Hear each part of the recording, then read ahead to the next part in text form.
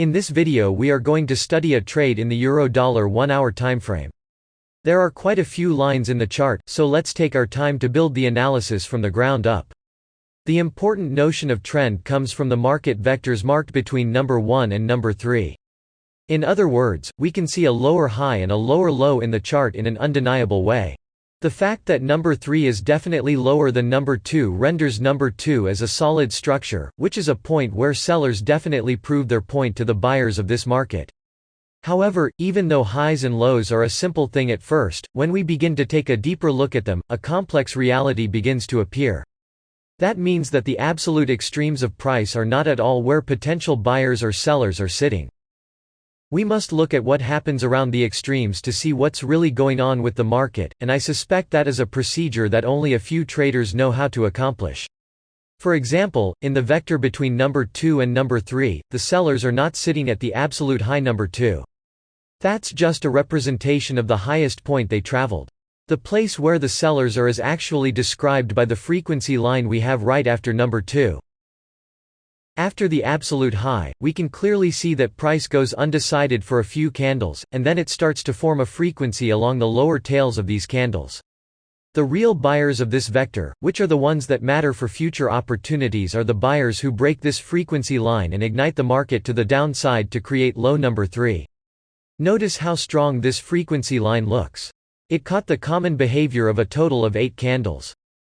In summary, the frequency line that described price and then got violated represents a moment where these same sellers might show up again in the future. That's very important to us in terms of the ability to build the correct context for a trade. Notice also that these sellers are also the same ones that brought the market down from the highest high you can see in the chart, so they have a lot of potential energy. Moving on to the low number 3, we can see an interesting situation surrounding that level. Notice that we have a double bottom in there that is followed by a candlestick that quickly pierces the double bottom line and goes up. This could be a potential manipulation, but it lacks all the other elements that go along with the notion of manipulation. These are the things we talk about in the three-dimensional axis of market manipulation. Beyond this lack of evidence for a manipulation, the shape of the candle that pierces the double bottom line is also suspicious. It has large tails on both ends and a small body. This means that buyers and sellers fought aggressively inside that candle, and it's not really clear who the winner is. In summary, this whole situation around low number 3 has a low probability of being a real manipulation. With these three market extremes we can already draw the black pitchfork you see in the chart. Observe how price stops at the center line of this black pitchfork. This is one of the uses of a pitchfork. To pinpoint the probable path of exhaustion of a market vector using the particular geometrical relationships of the previous market extremes. As it is true with any type of analysis, we have to find ways of seeing several lines and levels that point to the same area in the chart, because when that happens, we have a much higher probability of facing a good trade setup. Observe also that I have a green pitchfork drawn in the chart. This green pitchfork is actually the same as the black pitchfork, but it is modified in such a way to display another side of the geometry found between number 1 and number 3. Notice how the center line of the black pitchfork intersects with the upper line of the green pitchfork in number 4. That level also intersects with the zone created between our frequency line and the lowest tail of the cluster of candles that produced the frequency line in the first place. Number 4 could be a potential trade opportunity because we have a context aligned with a triple intersection of techniques.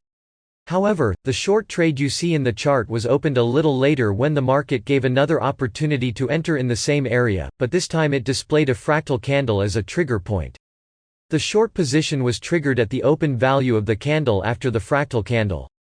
In this trade we are also using the safest possible stop loss in a situation like this, which is above the nearest solid structure, which is high number 2.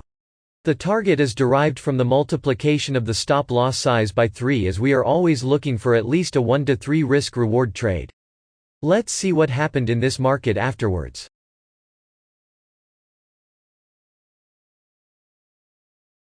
Here you can see that price traveled downwards substantially, and the target for the short trade was hit. I hope you learned something new with this analysis. If you enjoy these videos, please support the channel by clicking the like button, subscribing to the channel, and leaving your comment below. If you want to understand how to trade with this level of accuracy, check out the strategy store link in the video description. Thank you for watching.